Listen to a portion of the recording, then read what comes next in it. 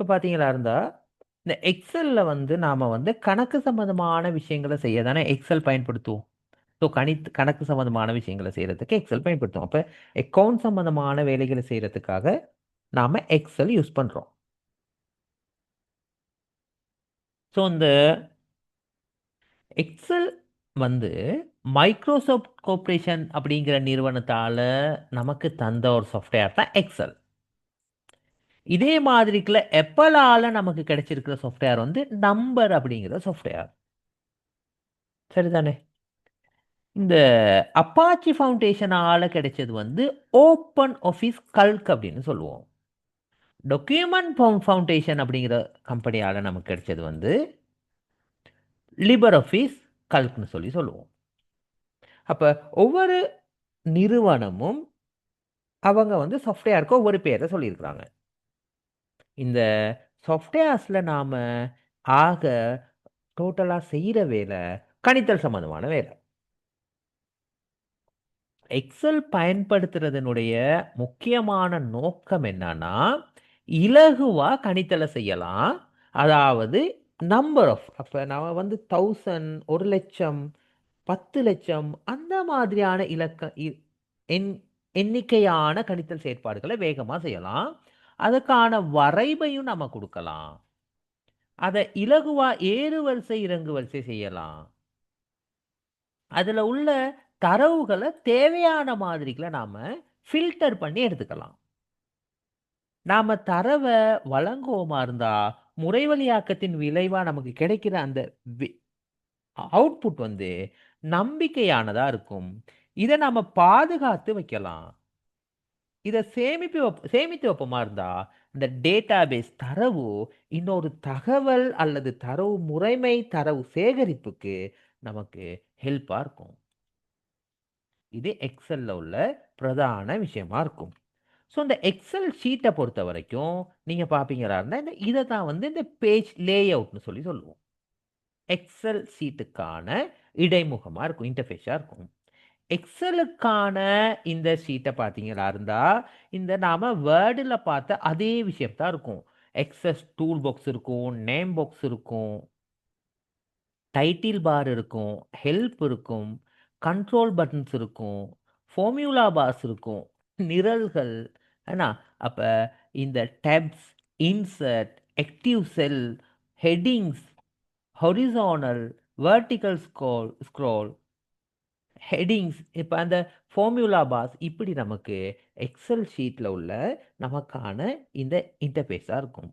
So இந்த XL ஷீட்டில் நாம் ஒரு வேலை செய்கிற சந்தர்ப்பத்தில் இதை நாம் சொல்லுவோம் என்னென்னா ஒரு ஆக்டிவ் செல்லுன்னு சொல்லுவோம். இதை தான் நாம் செல்லுன்னு சொல்லுவோம். இதை தான் ஒரு செல்லுன்னு சொல்லுவோம்.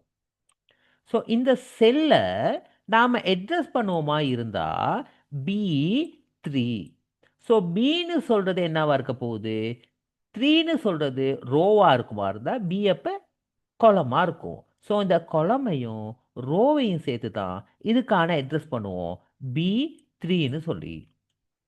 ஸோ இதில் நாம் அட்ரஸ் பண்ணுற சந்தர்ப்பத்தில் இந்த இப்படி வந்தால் நம்ம எப்படி அட்ரஸ் பண்ணலாம், இப்படி வந்தால் எப்படி அட்ரஸ் பண்ணலாம், இந்த செல் ரேஞ்சை நம்ம சரியாக தெரிஞ்சுக்கணும். பாருங்கள், R1, R2, R3.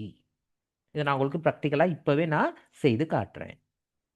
அடுத்ததா இந்த எக்ஸலில் நீங்கள் ஏதாவது டேட்டாவை என்டர் பண்ணுவீங்களா இருந்தால் அந்த டேட்டா என்டர் பண்ணுற சந்தர்ப்பத்தில் கூட்டல், கழித்தல், பெருக்கல், பிரித்தல் அல்லது நாம் வலுவை காண்றது இந்த வேலைகளை நாம் செய்யலாம். சூத்திரங்களை பயன்படுத்தி செய்யலாம். இந்த சூத்திரங்களை பயன்படுத்துகிற சந்தர்ப்பத்தில் நாம் இதில் தீர்க்கப்படுற முறையை பாருங்கள், இதில் எப்படி தீர்க்கப்படுதுன்னு சொல்லி.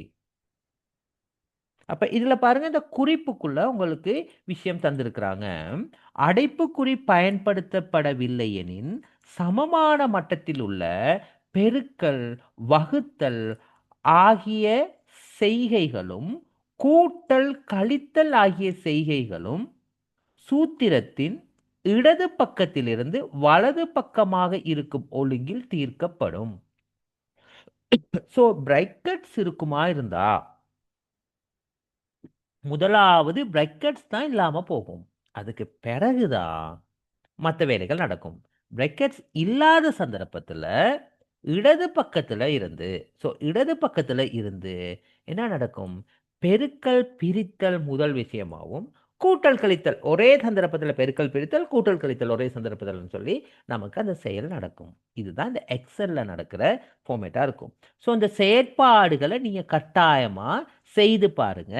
இதே கம்ப்யூட்டரில் நீங்கள் டிஸ்பிளேலையும் நீங்கள் டைப் பண்ணி பாருங்க, ஒரே ஆன்சர் வருதான்னு சொல்லி. ஓகேயா? இதை செய்தீங்களாண்டா இதுலேருந்து ஒரு மார்க்ஸுக்கு உங்களுக்கு கேள்வி வரலாம். பேப்பர் ஒர்க்கில் அதையும் நாம் செய்து பார்ப்போம். ஸோ எக்ஸலில் நம்ம ஃபார்மட் அல்லது ஏதாவது ஒன்று டைப் பண்ணுற சந்தர்ப்பத்தில் இந்த ஈக்குவல் முதலாவது ஈக்குவலை நம்ம போடணும் கட்டாயம். அதுக்கு பிறகு தான் நம்ம தேவையானதை டைப் பண்ணுவோம். சரிதானே? இந்த பெருமானங்களை ஒருக்கா நீங்கள் செய்து பார்த்துட்டு எக்ஸலில் செய்து பாருங்கள். அப்போ இந்த sum, average, maximum, minimum, count அப்படின்னா என்னன்னா கூட்டல் வேலைகளை செய்கிறத சம்னு சொல்லுவோம்.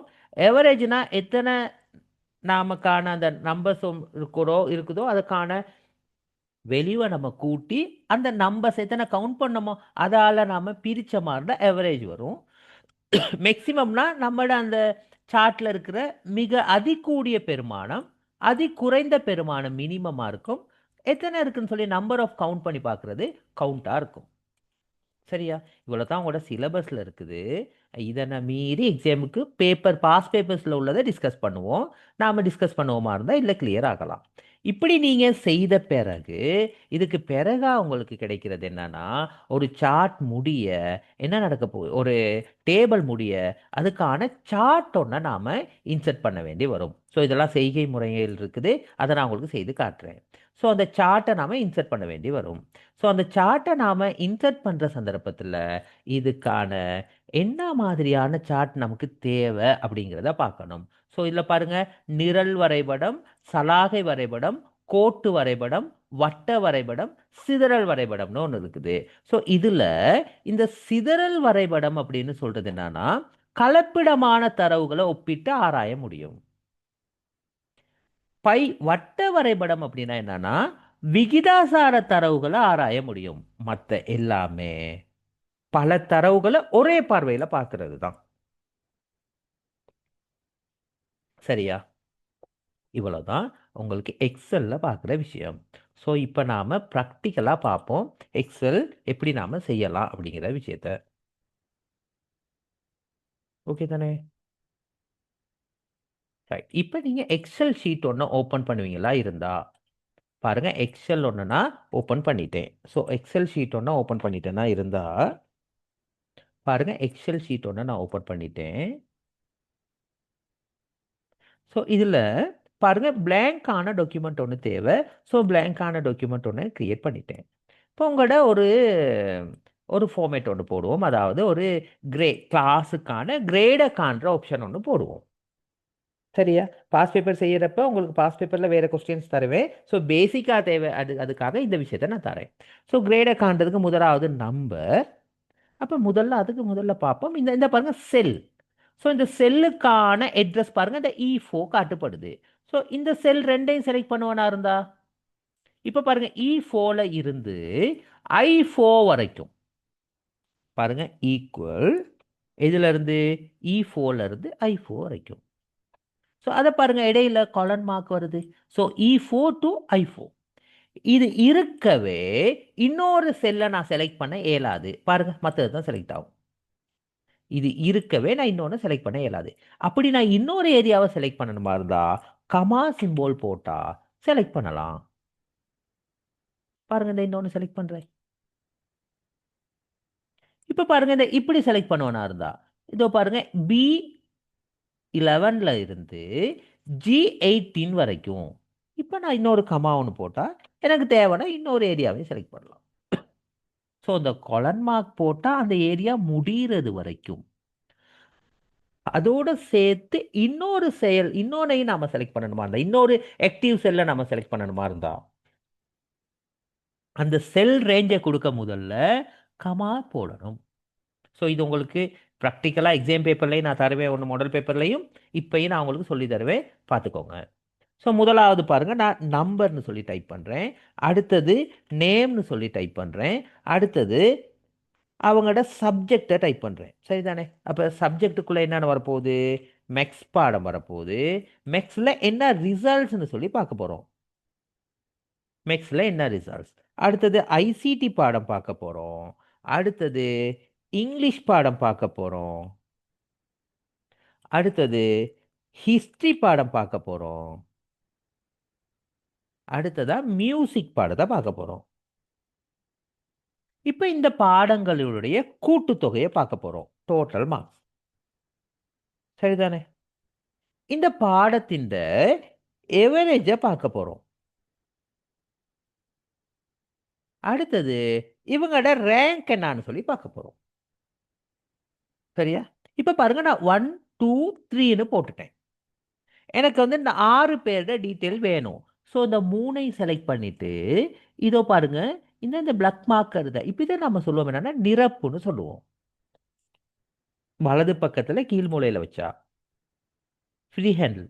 இதை நம்ம ட்ராக் பண்ணுவோமா இருந்தால் ஒட்டோவா நமக்கு கீழே கிடைச்சிரும்.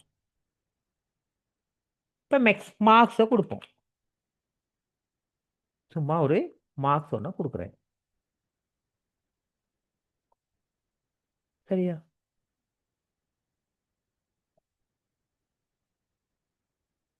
ஐடியில் 12 மார்க்ஸ் கொடுக்கக்கூடாதுண்ணா. சரியில்லையே. நம்ம இவ்வளோ கஷ்டப்பட்டு படிக்கிறோம், 12 மார்க்ஸ் எல்லாம் கொடுத்தா நல்லா இருக்காது. எல்லாமே 70க்கு மேலே தான். என்ன?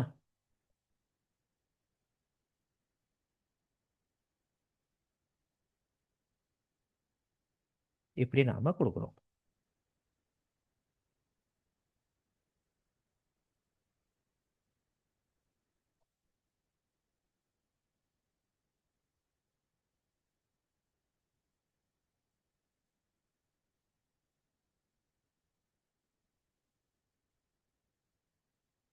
ரைட். உங்களுக்கு விருப்பமானவங்க பேரை யாரையாவது சொல்லுங்க பார்ப்போம்.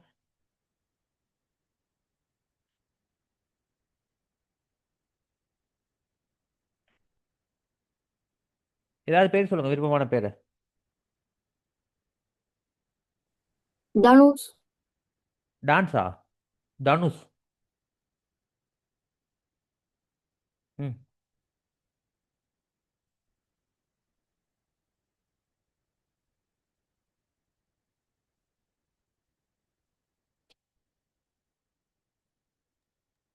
அனிருத் சார். விலங்கலை நீங்க பேசுனது எனக்கு. வைஷ்ணவி. வைஷ்ணவியா?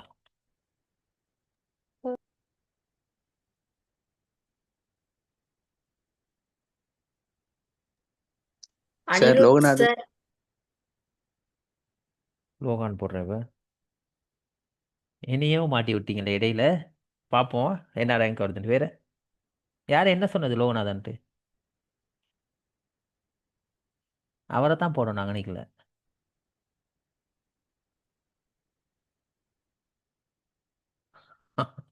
கத்திக்க மாட்டீங்களே இப்போ.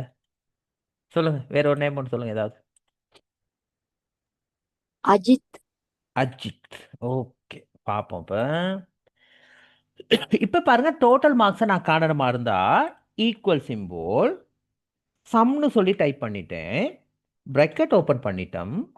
இப்போ நம்ம செல் அட்ரஸ் இப்படி தானே கொடுத்தோம். கொடுத்தா பாருங்க, இந்த ரிசல்ட்ஸும் சேர்ந்து தான் வருது.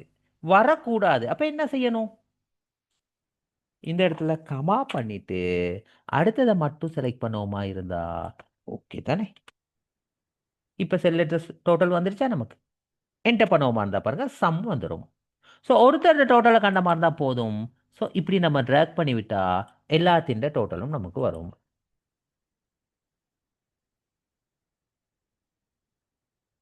ரைட்டா? இப்போ எவரேஜ் காணணுமா இருந்தா இதை கொஞ்சம் போல்ட் பண்ணி வைப்போம். அப்போ நமக்கு கொஞ்சம் ஈஸியாக இருக்கும் பார்த்துக்கிறதுக்கு.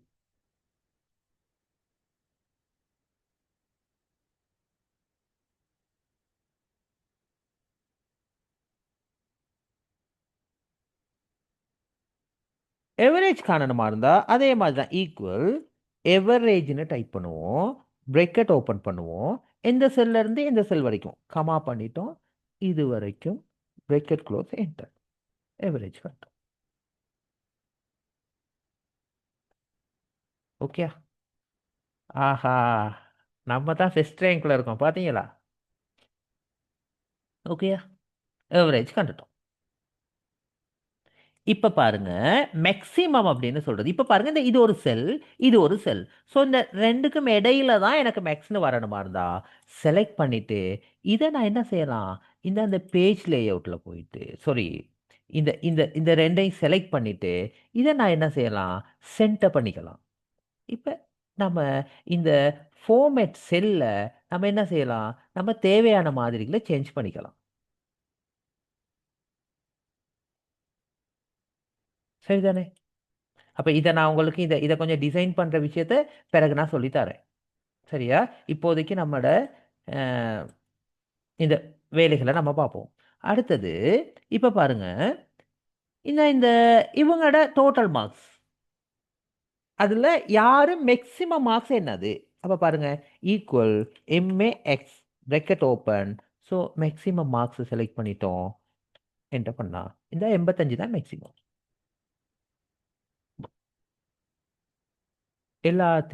எல்லா பாடத்திலையுமே மேக்ஸிமம் என்னன்னு சொல்லி நம்ம பார்த்துக்கலாம். ஸோ மினிமம் வேணுமா இருந்தா ஈக்குவல் எம்ஐஎன் பிரேக்கெட் ஓப்பன் பண்ணிட்டோம். So minimum.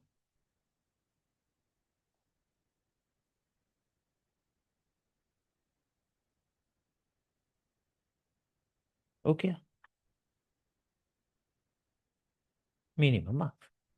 இப்போ நம்ம ரேங்கை காணணும். ஸோ ஈக்குவல் ரேங்க்னு டைப் பண்ணுவீங்க, பிரேக்கெட் ஓப்பன் பண்ணிட்டீங்க. இந்த ஏஆர் அவரோட ரேங்கை காணணும். ஸோ அவரை நாம செலக்ட் பண்ணிட்டோம். அவரோட எவரேஜ் என்னன்னு செலக்ட் பண்ணிட்டோம்.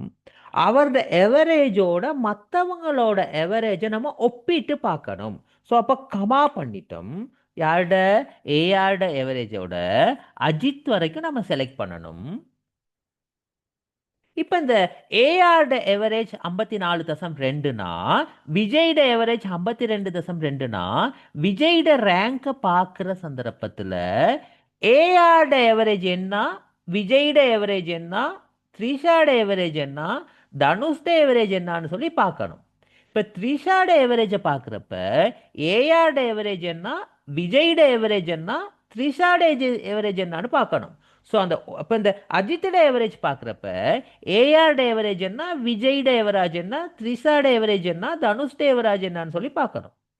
லோகாட எவரேஜை பார்க்குற சந்தர்ப்பத்தில் ஏஆர்ட எவரேஜ் என்னது, விஜய்ட எவரேஜ் என்னது, த்ரிஷாட எவரேஜ் என்ன, அஜித்தோட எவரேஜ் என்னன்னு பார்க்கணும். என்ன இதுல இருந்து விளங்குது உங்களுக்கு?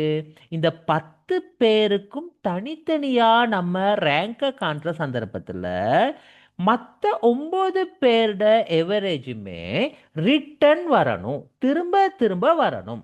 ஸோ அந்த எந்த செல்லில் இருக்குது? இதுதானே ஆக்டிவ் செல். ஸோ செல் அட்ரஸ் என்னது? K4 தானே. ஸோ கேக்கு முன்னுக்கு நாம் என்ன செய்யணும்? ஒரு டாலர் சிம்போல் ஒன்று யூஸ் பண்ணணும். ஃபோக்கு முன்னுக்கும் ஒரு டாலர் சிம்போல் ஒன்று யூஸ் பண்ணணும். அதாவது கொலம்க்கு முன்னுக்கும் ஒரு டாலர் டாலர் சிம்போல், ரோக்கு முன்னாடியும் ஒரு டாலர் சிம்போல். பாருங்க, கொலம்க்கு முன்னாடியும் ஒரு டாலர் சிம்போல், ரோக்கு முன்னாடியும் ஒரு டாலர் சிம்போல். இப்போ பாருங்க, உங்களுக்கான ரேங்க் வரும். இப்போ என்டர் பண்ணா இவர் 9வது ரேங்க், ரகுமான் 9வது ரேங்க். 10 பேர்ல 9th ரேங்கா போயிட்டாரு. யாரு ஃபர்ஸ்ட் ரேங்க்ல இருக்கா பாத்தீங்களா? சரியா? இதுதான் ரேங்கை காண்ற முறை.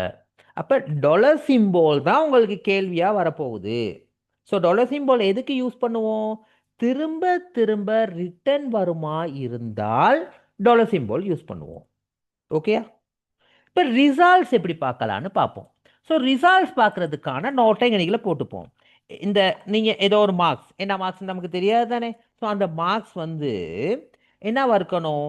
75 விட அதிகமாக இருந்தால் ஏ ரிசல்ட்ஸ். என்னது? ஏ ரிசல்ட்ஸ். இந்த மார்க்ஸ் வந்து, இதே மார்க்ஸ் வந்து 65 விட அதிகமாக இருந்தா, 65 விட அதிகமாக இருந்தா பி ரிசல்ட்ஸ். இந்த மார்க்ஸ் 55 விட அதிகமாக இருந்தா S results, sorry C results. இது 40 விட அதிகமா இருந்தா எஸ். எஸ். அப்ப இந்த எக்ஸுக்கும் 40க்கும் இடையில இருந்தா, அதை விட குறைவா இருந்தா என்னவா இருக்க போகுது? டபிள்யூ. அப்ப எக்ஸ் வந்து என்னத்தை விட 39 விட குறைவா இருக்குமா இருந்தா, ஏன்னா 39 விட குறைவா இருக்குமா இருந்தா டபிள்யூ வரப்போகுது. அப்ப 40க்கும் 54க்கும் இடையில தான் எஸ் வரும். 55க்கும் 64க்கும் இடையில சி வரும். 65க்கும் 74க்கும் இடையில பி வரும். 75க்கும் 100க்கும் இடையில ஏ வரும். இதுதான் நமக்கு தேவை. ஸோ இந்த ரிசல்ட்ஸ் நமக்கு தேவையா இருந்தால்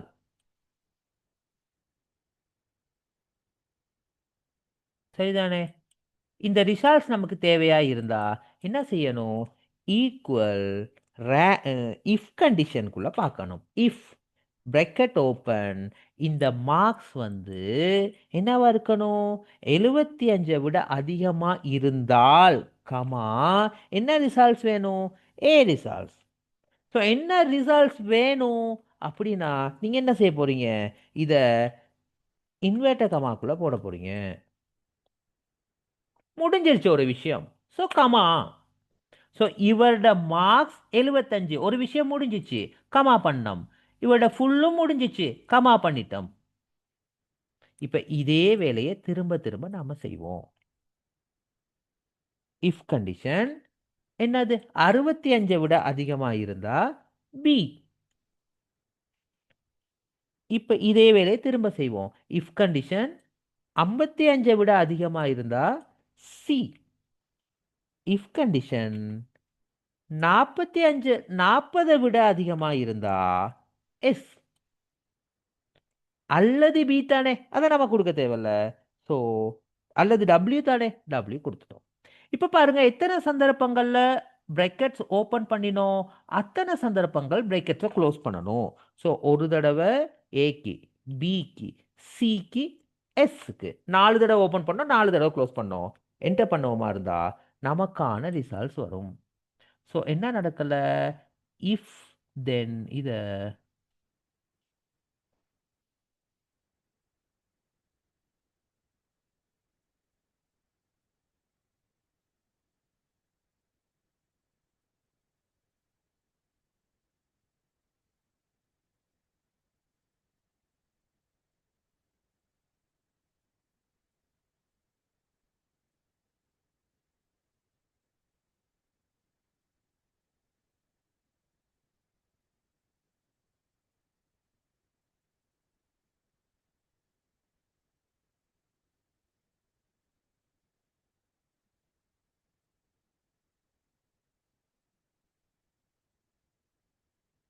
பாருங்க ரிசல்ட்ஸ் வந்துருச்சு. இன்வெர்டர் கமா டபுள் கொட்டேஷன் மார்க்கில் போடணும்.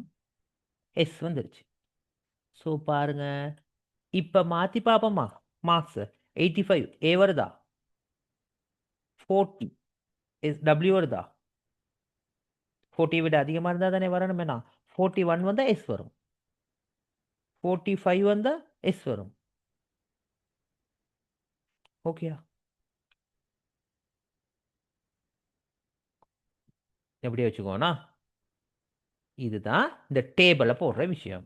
ஸோ இந்த டேபிளை போட்ட பிறகு என்ன செய்ய போகிறோம்? இந்த டேபிளுக்கான என்ன நமக்கு தேவை? ஒரு சார்ட் ஒன்று தேவை. இன்சர்ட் பண்ணுறோம். ஸோ என்ன சார்ட் நமக்கு வேணுமோ அந்த சார்ட்டை செலக்ட் பண்ணுறோம். ஸோ அந்த சார்ட் நமக்கு கிடைக்குது.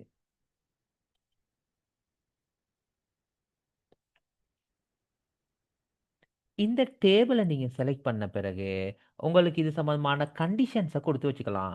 ஹைலைட் பண்ணி வச்சுக்கலாம். கிரேட்டர் தென் என்னத்தை நாம ஹைலைட் பண்ணுறது, லெஸ் தென் எதை நாம குறைச்சி வைக்கிறது, இதை நீங்கள் உங்களுக்கு தேவையான மாதிரிக்குள்ள ஹைலைட் பண்ணி வச்சுக்கலாம். பாருங்க.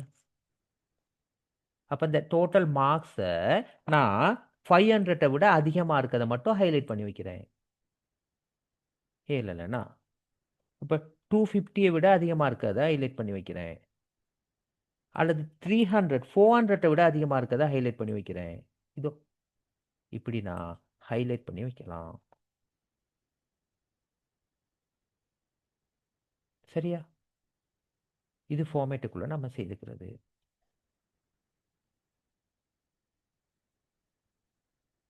ஓகேயா?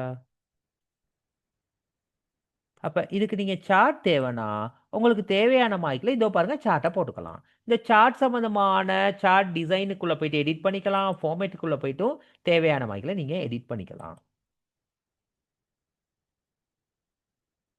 அப்ப செலக்ட் பண்ண போறீங்க. தேவையான சார்ட்ட போடுறீங்க. ரைட். எக்ஸெல்ல ஏதாவது டவுட்ஸ் இருந்தா கேளுங்க. எக்ஸெல்ங்கிறது வந்து இவ்வளவுதான் எக்ஸெல் இல்ல. இது எக்ஸெல்லோட பேசிக்கான விஷயம். ஸோ உங்களுக்கு எக்ஸாமுக்கு தேவையான விஷயத்த படிப்பிச்சிருக்கிறேன். பேப்பர் செய்கிறப்ப இன்னும் நாம டிஸ்கஸ் பண்ணுவோம். அதை பற்றி யோசிக்க தேவையில்ல. பேப்பரில் தான் கிளியர் ஆகும். இப்போ ஏதாவது டவுட் இருந்தால் கேளுங்க.